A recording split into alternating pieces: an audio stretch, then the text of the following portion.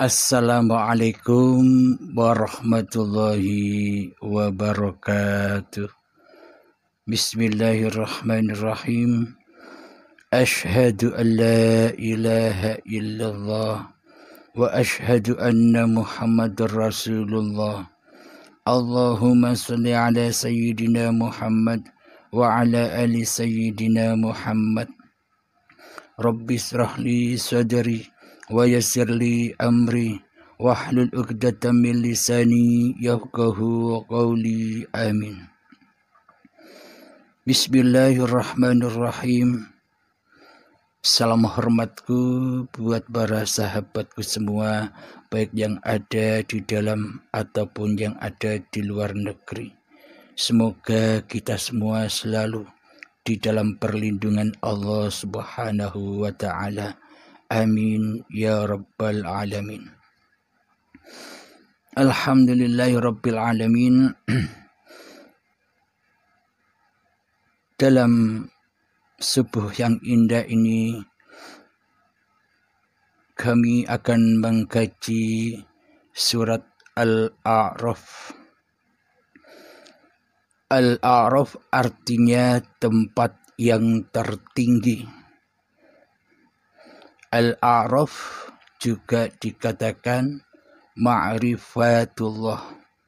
Jadi makom tertinggi bagi manusia, yakni manusia yang sudah bermakrifat kepada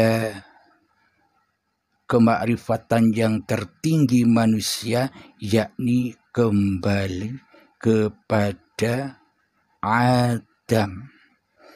Jadi tak satu pun manusia itu bisa bermakrifat kecuali ma'rifatullah.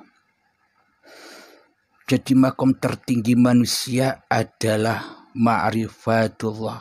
Maksudnya ma'rifatullah kembali kepada Allah sendiri.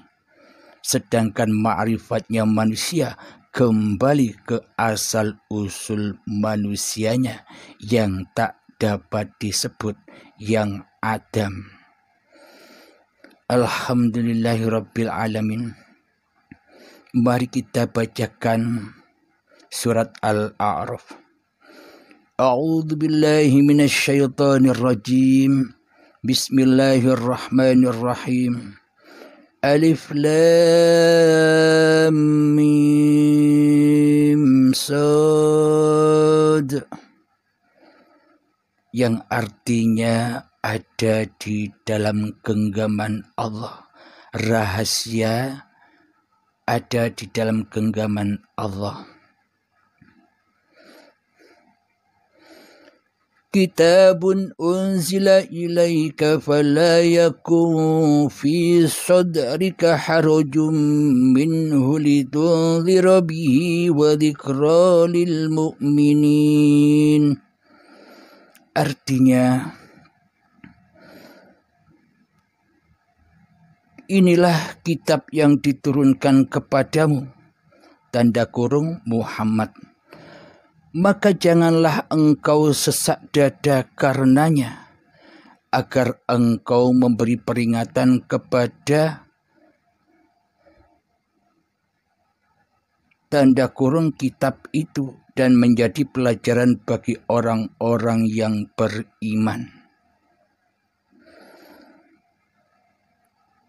Bila dikaji secara syariatnya, memang seperti makna yang tertulis, makna yang syariat, yakni kitab ini diturunkan kepada junjungan kita Nabi besar Muhammad sallallahu alaihi wasallam. Secara zahiriah Muhammad bin Abdullah. Akan tetapi makna mutasabihatnya, makna hakikatnya yang terkandung di dalam ayat ini, jadi Muhammad yang dimaksud adalah seluruh manusia. seluruh manusia yang mencontoh di dalam hatinya imannya seperti imannya Kanjeng Nabi Muhammad sallallahu alaihi wasallam. Sudah kita saksikan bersama di dalam kaligrafi gambar manusia itu seperti tulisan Muhammad. Jadi hakikat badan-badan manusia inilah Muhammad Rasulullah. Tapi yang menyadarinya sangat amat langka.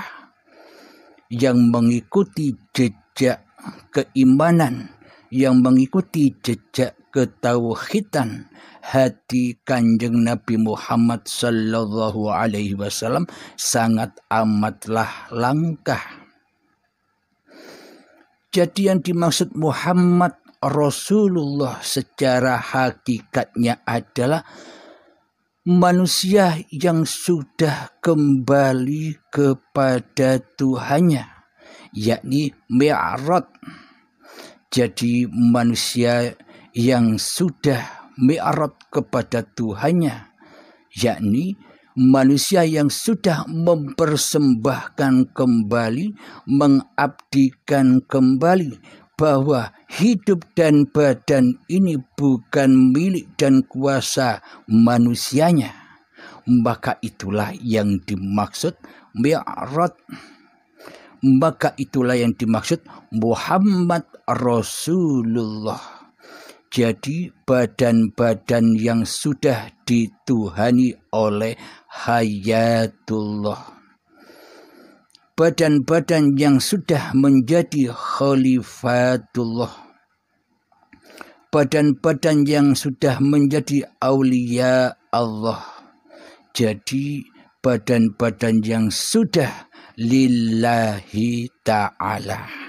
Jadi makom yang demikian memang sangat amat langka di muka bumi ini. Kebanyakan kita selama ini bukan menjadi Muhammad Rasulullah. Akan tetapi selama ini kita di dalam hati kita seolah-olah saja bertuhan.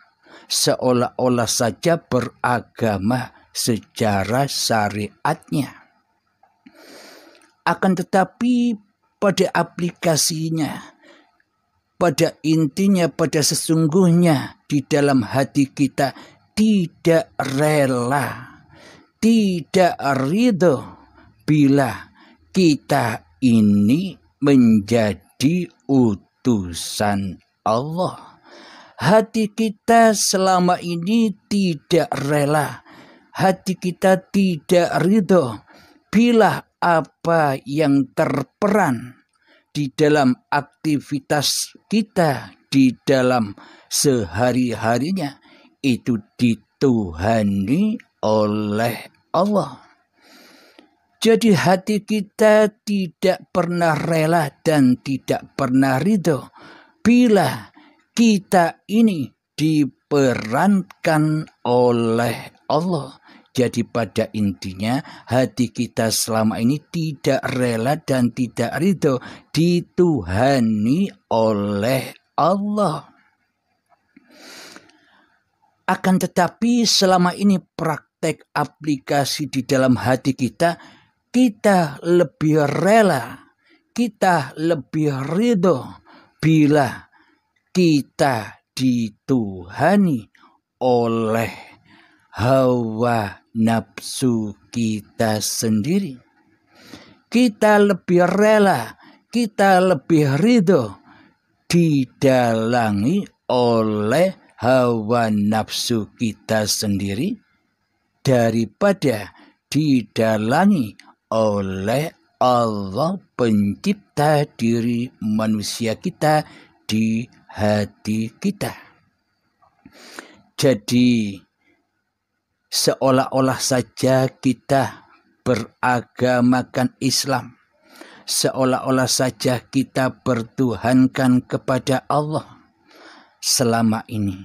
Akan tetapi pada hakikatnya selama ini kita belum bertuhankan Allah di hati kita, apalagi Islam di dalam hati kita.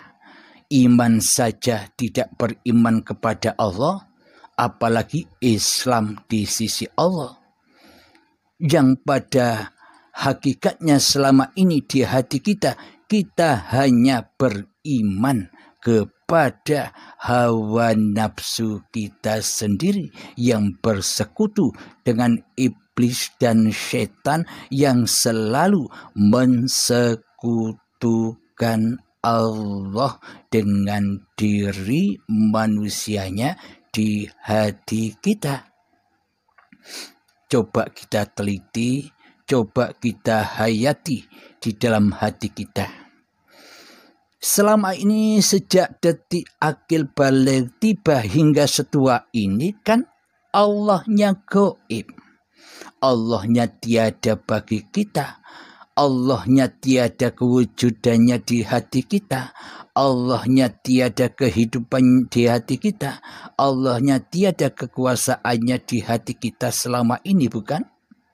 Yang ada hanya diri kita sendiri beserta sekutu-sekutunya, yakni iblis dan setan yang nyata.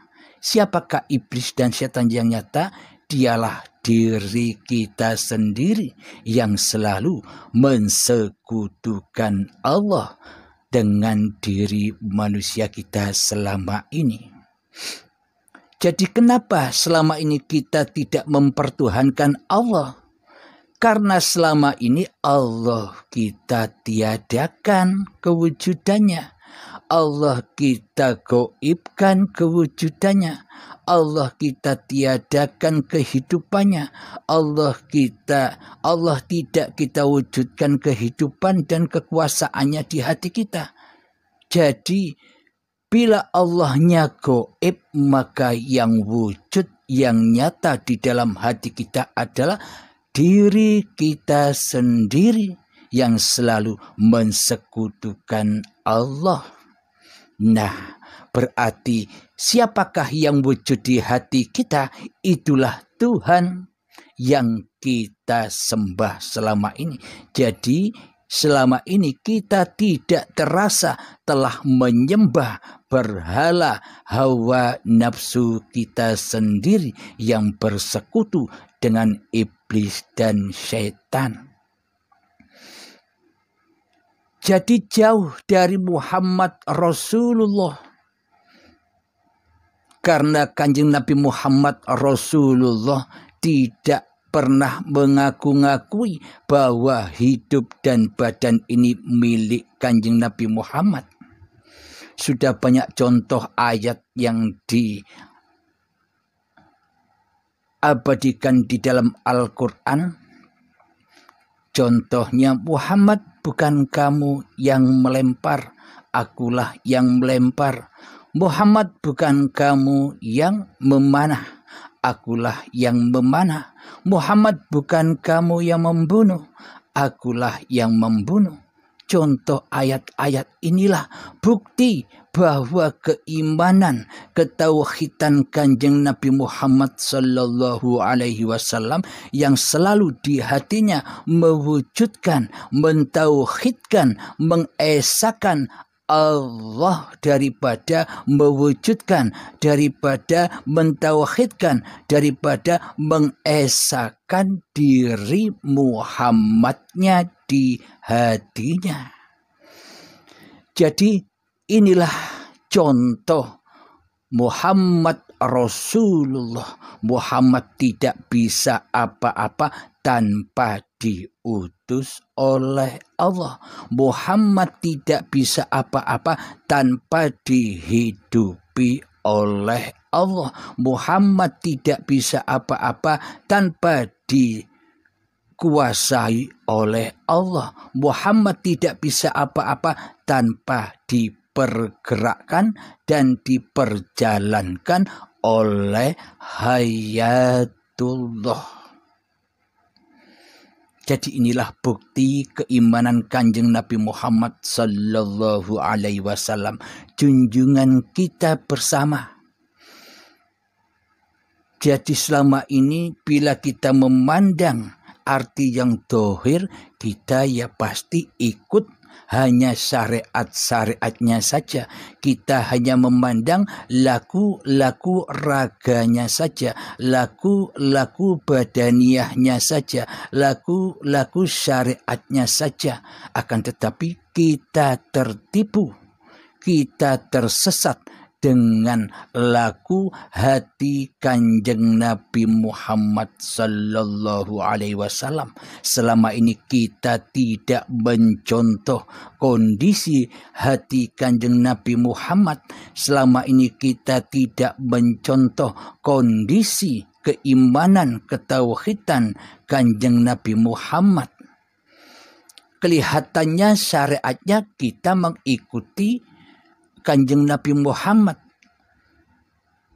Akan tetapi pada intinya hati kita selama ini tersesat, menyimpang jauh dari yang diajarkan oleh Allah lewat Kanjeng Nabi Muhammad sallallahu alaihi wasallam. Jadi imannya para nabi dan para rasul serta aulia Allah, para kekasih Allah itu demikian, yakni mengaplikasikan Muhammad Rasulullah. Jadi Kanjeng Nabi Muhammad itu adalah manusia yang sempurna. Jadi kita jangan berputus asa dari itu semua. Maka itu dihadirkan Kanjeng Nabi Muhammad sebagai contoh manusia yang termulia di muka bumi, agar kita mengikuti contoh tersebut. Bila kita ingin diakui menjadi umatnya Kanjeng Nabi Muhammad, maka contohlah dohir batinnya. Jangan hanya dohirnya saja, sementara batinnya tersesat keimanannya. Yang ada di dalam hati kita selama ini, yang kita tauhidkan bukan Allah selama ini. Yang kita esakan di dalam hati kita selama ini bukan Allah, tapi hawa nafsu kita sendiri. Alhamdulillahirabbil alamin. Untuk kelanjutannya kita lanjutkan di dalam episode yang selanjutnya. Alhamdulillahirabbil alamin. Rabbana atina fid dunya hasanah wa fil akhirati hasanah wa qina adzabannar. Wa sallallahu ala sayyidina Muhammad wa ala alihi wa sahbihi wasallam. Walhamdulillahirabbil alamin. Akhir kalam, assalamualaikum warahmatullahi wabarakatuh. Alhamdulillahirabbil alamin. Kita melanjutkan episode yang terdahulu tentang surat Al-A'raf ayat yang kedua, yang artinya inilah kitab yang diturunkan kepada Muhammad, maka janganlah engkau sesak dada karenanya, agar engkau memberi peringatan kepada peringatan dengan kitab itu dan menjadi pelajaran bagi orang-orang yang beriman. Maksudnya orang-orang yang sudah mengenal diri manusianya, maka ia akan mengenal Tuhannya. Man arafa nafsahu faqad arafa rabbahu.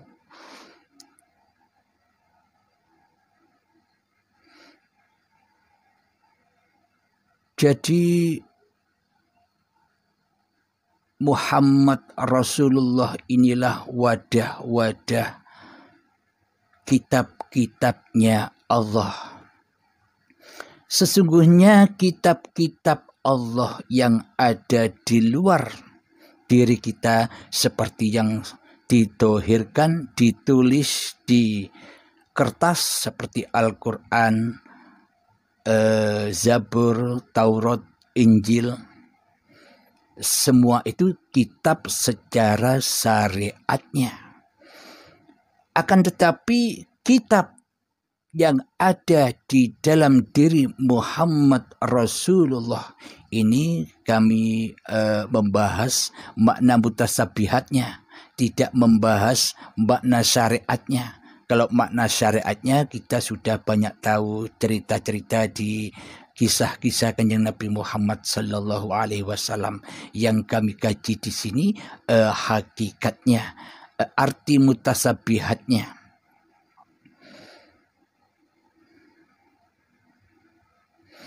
Jadi hakikat kitab di sisi Allah itu ya hidup dan badan inilah kitabullah.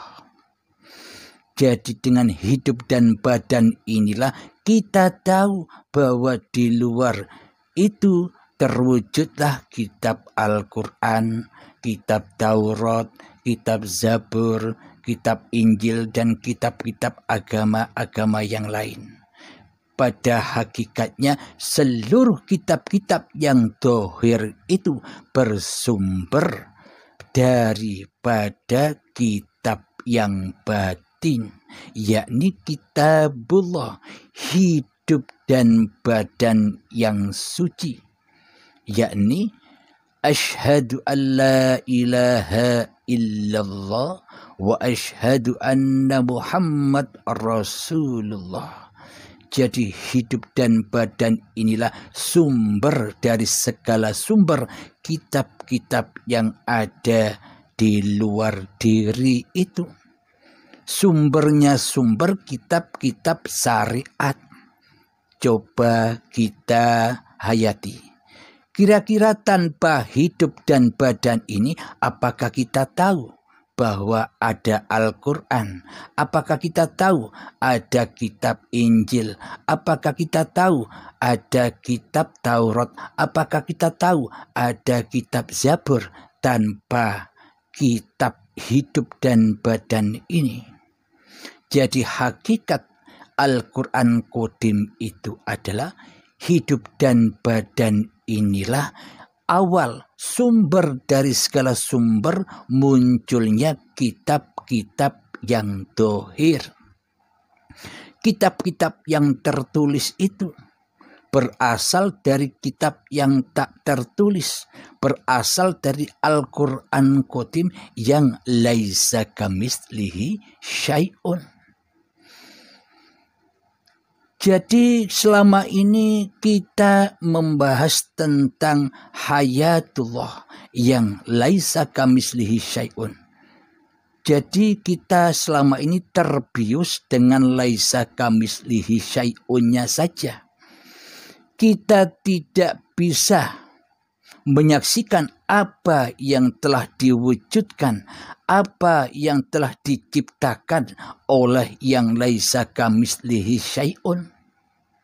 Terutama badan-badan kita ini kan berasal dari zatullah, yakni berasal dari yang laisa kamitslihi syai'un, terciptalah badan-badan ini.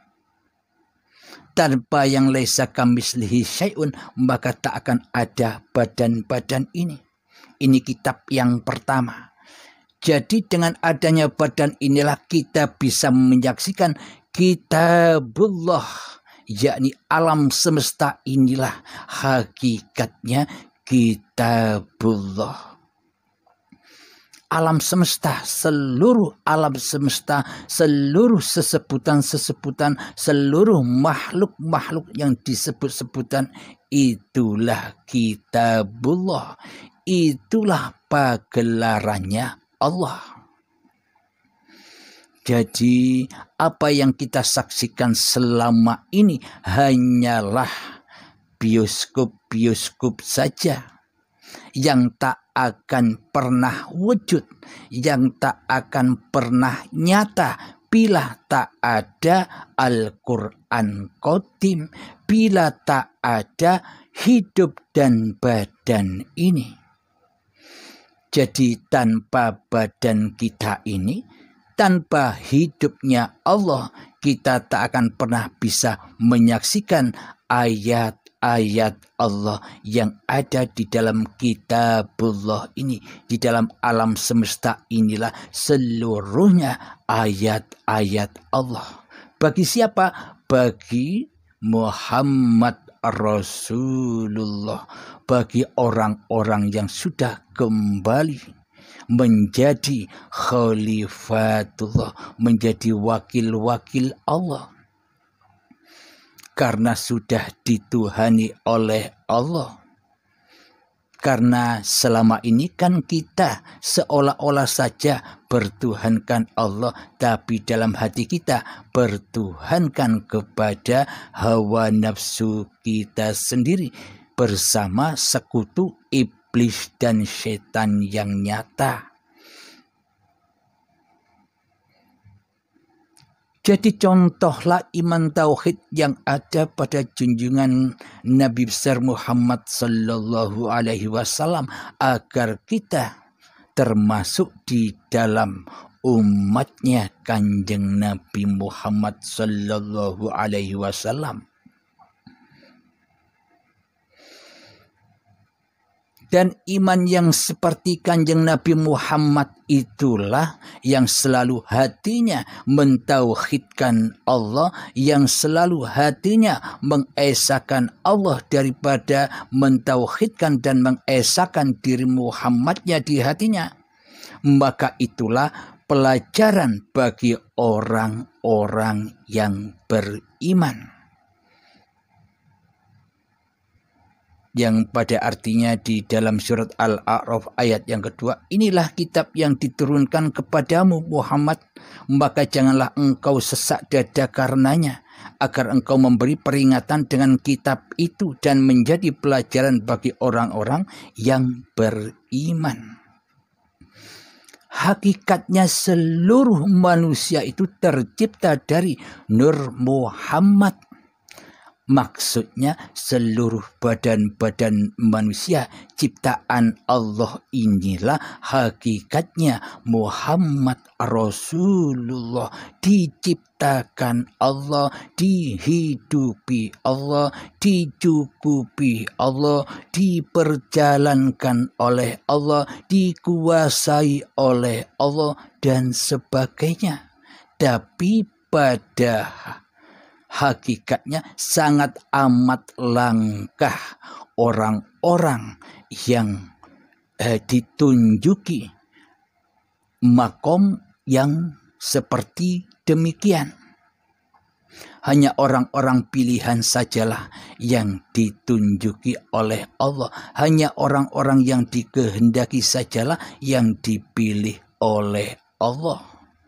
Semoga saya dan kita semua para pendengar Uripe Allah ini, semoga kita semua berada di dalam hidayah dan petunjuk Allah Subhanahu wa ta'ala.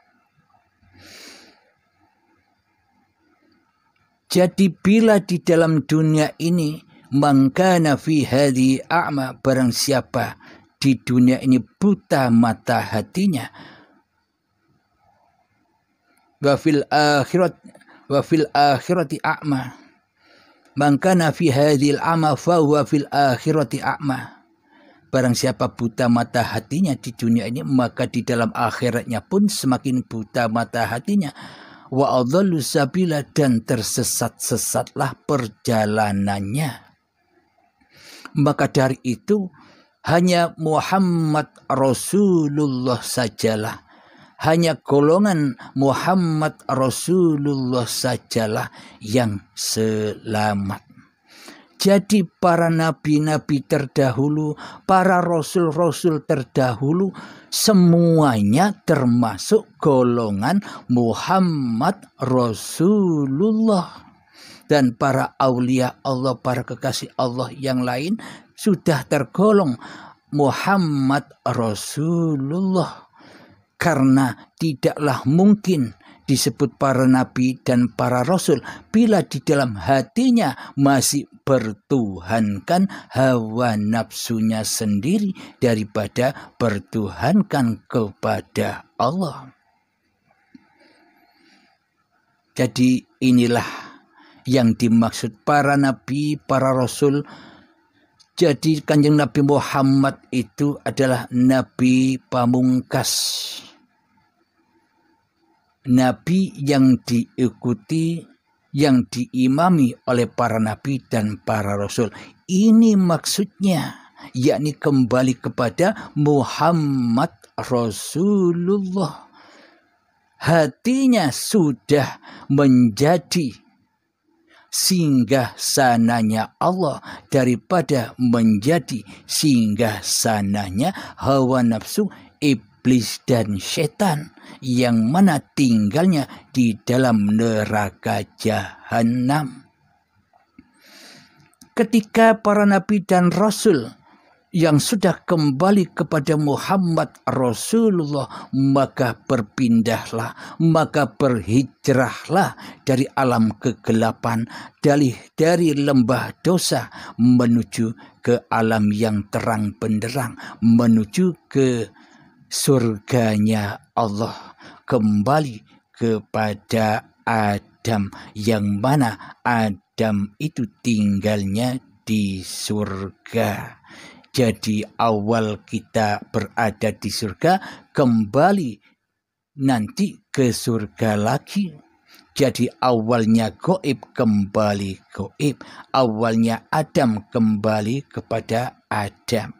Awalnya tiada, kembali ke alam ketiadaan. Alhamdulillahirabbil alamin. Untuk ayat yang selanjutnya kita lanjutkan di episode yang akan datang. Alhamdulillahirabbil alamin. Semoga saya dan kita semua selalu berjalan di dalam jalan yang lurus, yakni wat siratal mustaqim, melintasi wat siratal mustaqim dengan selamat. Karena tanpa iman maka tak akan selamat melewati wat siratal mustaqim. Amin ya rabbal alamin. Alhamdulillahirabbil alamin. Rabbana atina fid dunya hasanah wa fil akhirati hasanah wa qina adzabannar. Wa sallallahu ala sayyidina Muhammad wa ala alihi wa sahbihi wasallam. Walhamdulillahirabbil alamin. Akhirul kalam. Assalamualaikum warahmatullahi wabarakatuh. Alhamdulillahirabbil alamin. Ini episode yang ketiga yang mana meneruskan surat Al-A'raf ayat yang ketiga pula. A'udzu billahi minasyaitonir rajim. Bismillahirrahmanirrahim. Ittabi'u ma unzila ilaikum min rabbikum wa la tattabi'u min dunihi awliya qalilan ma tadhakkarun. Artinya, ikutilah apa yang diturunkan kepadamu dari Tuhanmu, dan janganlah kamu ikuti selain Dia sebagai pemimpin. Sedikit sekali kamu mengambil pelajaran. Nah, di sini dijelaskan jika menurut syariatnya kata-kata atau pesan ini datang untuk Kanjeng Nabi Muhammad. Secara dohiriahnya Kanjeng Nabi Muhammad bin Abdullah.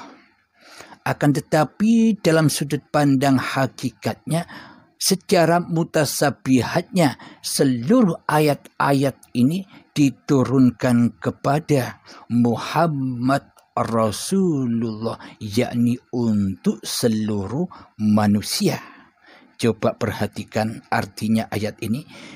Ikutilah apa yang diturunkan kepadamu dan Tuhanmu, dan janganlah kamu ikut selain Dia sebagai pemimpin.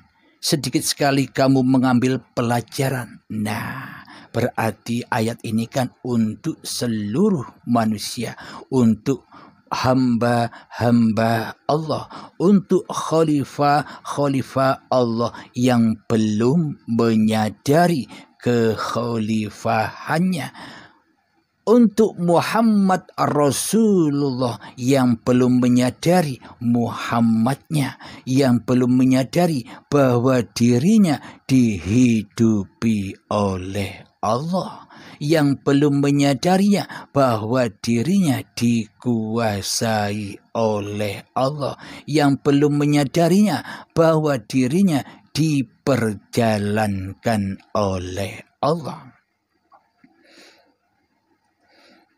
Jadi ikutilah apa yang diturunkan kepadamu dari Tuhanmu. Apa yang diturunkan Allah kepada Muhammad Rasulullah, yakni agama tauhid.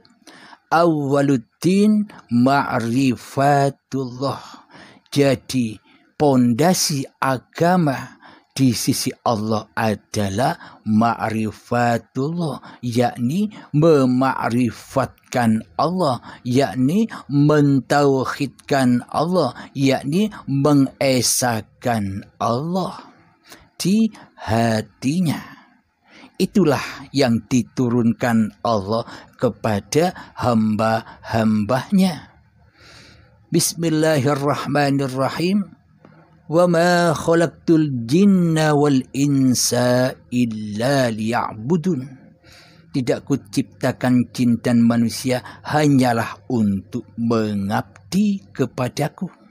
Inilah hakikat rujukan ayatnya. Dan janganlah kamu ikuti selain dia sebagai pemimpin. Sedikit sekali kamu mengambil pelajaran. Jadi kebanyakan manusia, mayoritas manusia hanya melihat, hanya menyaksikan kepemimpinan Kanjeng Nabi Muhammad sallallahu alaihi wasallam secara dohiriyah saja. Jadi hanya menyaksikan dohir-dohirnya, sementara hatinya luput memandang siapa sih yang menghidupi Kanjeng Nabi Muhammad sallallahu alaihi wasallam. Yang dipandang hanya dohirnya, hati luput memandang hidup yang menghidupi Kanjeng Nabi Muhammad sallallahu alaihi wasallam. Maka sangat amat sedikit sekali kamu mengambil pelajaran dari contoh Kanjeng Nabi Muhammad sallallahu alaihi wasallam. Maka dari itu adanya pemaparan di uripi Allah ini, semoga kita menjadi umatnya Kanjeng Nabi Muhammad sallallahu alaihi wasallam secara kafah, zahir dan batinnya. Dengan cara apa? Contohlah bagaimana keadaan hati Kanjeng Nabi Muhammad. Contohlah Muhammad Rasulullah. Jadi kita tidak bisa apa-apa tanpa Allah. Karena yang ada bukan kita. Karena yang ada hanyalah Allah. Karena yang wujud hanyalah Allah. Karena yang hidup hanyalah Allah. Karena yang berkuasa hanyalah Allah. Maka itulah iman, itulah tauhid, itulah keadaan para nabi dan para rasul, keadaan hatinya demikian. Jadi di dalam dunia ini hanya ada dua golongan, golongan kanan dan golongan kiri. Golongan para nabi dan para rasul serta golongan aulia Allah itu golongan kanan, sementara golongan kiri ditempati oleh Fir'aun, Namrud dan kawan-kawan, serta ditempati hati yang belum mentuhankan Allah di hatinya, hati yang selama ini menjadi Tuhan atas dirinya sendiri, hati yang selalu mentuhankan hawa nafsu iblis dan setannya daripada mentuhankan Allah, hati yang selalu mentiadakan kewujudan Allah, hati yang selalu menggoib menetapkan kewujudan, kehidupan, dan kekuasaan Allah di hatinya. Itulah golongan Fir'aun yang ngaku-ngaku jadi Tuhan.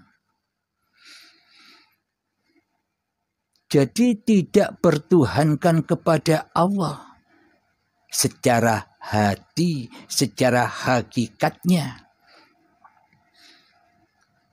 Mohon sekali lagi ini tidak mengkaji syariatnya, akan tetapi mengkaji kondisi hati kita selama ini. Karena apa? Karena yang dipandang Allah itu bukan dohirnya, akan tetapi hatinya. Bila hatinya suci, maka sucilah dohirnya. Bila hatinya najis, bila hatinya kotor, yakni bertuhankan kepada hawa nafsunya sendiri, yang wujud hawa nafsunya sendiri, maka kotorlah dohirnya.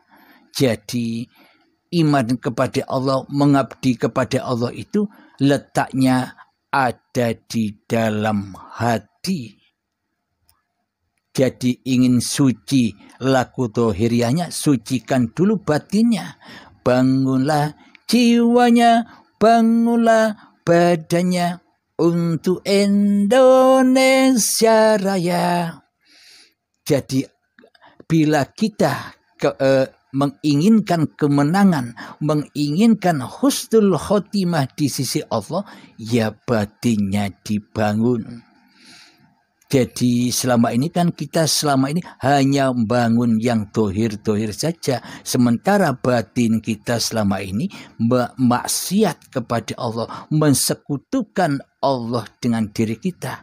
Ingatlah, dosa yang terakbar, dosa yang teragung, dosa yang paling besar di sisi Allah itu hati yang mensekutukan Allah dengan diri kita. Maka dari itu selama ini di dalam sholat kita takkan pernah menemukan kehusukan di dalamnya. Kita takkan pernah bisa mengingat Allah. Bagaimana mungkin kita bisa mengingat Allah? Kepada Allah saja tidak tahu. Allahnya goib, Allahnya tiada. Yang kita tahu, yang kita saksikan di dalam sholat kita selama ini hanyalah kita menyaksikan diri kita dan apa-apa yang kita cintai di dalam hati kita, yakni hubbud dunya. Jadi selamanya takkan pernah sholat dengan khusyuk. Karena jiwanya ada di dalam lembah neraka. Jiwanya ada di dalam lembah dosa.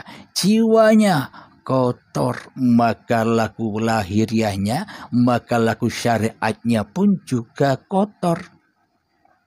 Maka dari itu janganlah putus asa dari rahmat Allah. Guna Kanjeng Nabi Muhammad diutus untuk contoh bagi manusia semesta alam ini, gunanya untuk diikuti, dicontoh, bukan hanya buat umbul-umbul saja, bukan hanya buat simbol-simbol saja, bukan hanya buat bendera-bendera saja. Jadi aliran apapun Anda di dalam agama Islam, ikutlah Kanjeng Nabi Muhammad sallallahu alaihi wasallam secara hakikiahnya. Bila kita hanya mengikuti syariatnya saja, maka banyak perpecahan di dalamnya. Faham ini begini, faham itu begitu. Semuanya masih bergelut di dalam tatanan-tatanan badaniyah, di dalam tatanan-tatanan syariat saja. Bila kita ahadkan di dalam laku batiniahnya, maka seluruhnya tak akan ada perbedaan lagi, tak akan ada perdebatan lagi, tak akan ada permusuhan lagi. Karena Islam itu ahad, saudara, berasal dari yang ahad. Semua muslim bersaudara. Alhamdulillahirabbil alamin. Jadi sangat amat sedikit sekali manusia yang mengikuti contoh Kanjeng Nabi Muhammad sallallahu alaihi wasallam secara kafah, secara keseluruhannya. Jadi bila ingin dikatakan umatnya Kanjeng Nabi Muhammad, ya aplikasikan contohnya di dalam hati kita. Aplikasikan Muhammad Rasulullah. Inilah rahasia syahadat itu. Jadi kalau syahadat secara dohir, orang-orang yang masih duduk di syariatnya tidak akan percaya. Jadi syahadatnya cuma angan-angan saja. Di dalam hati kita selama ini, masa kita bisa menyaksikan Allah, bersaksi kepada Allah dan bersaksi kepada Muhammad Rasulullah yang sudah wafat 14 abad yang lalu. Nah, kalau kita masih memandang dohir-dohir saja, maka selamanya kita takkan bisa bersahadat.